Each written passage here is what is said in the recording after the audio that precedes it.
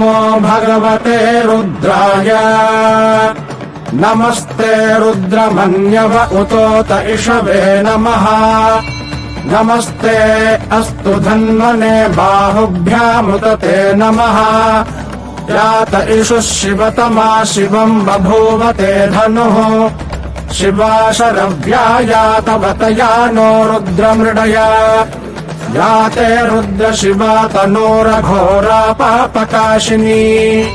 तया नस्तनुवाशन्तमया गिरिशन्ताभिचाकशीः यामिषुङ्गिरिशन्तहस्तेऽभिभर्ष्यस्तवे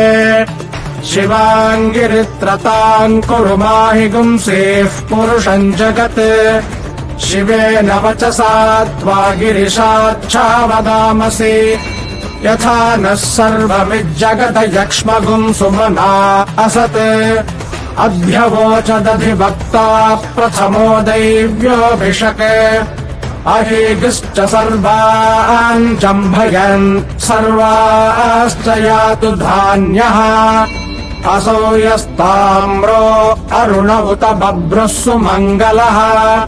ये चेमागुम् रुद्रा अभितो दिक्षुः श्रिताः सहस्रशो वैशाखुम् हेडयीमहे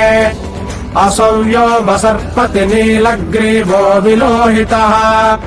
उतैनम् गोपा अदृशन्नदृशन्नुदहार्यः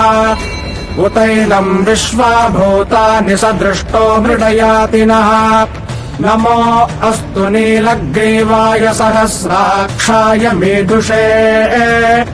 अथो ये अस्य सत्त्वानो हन्तेभ्यो करन्नमः प्रमुञ्च धन्वनस्त्वमुभयोरार्त्नियोर्ज्याम् याश्च ते हस्त इषवः पराता भगवो वप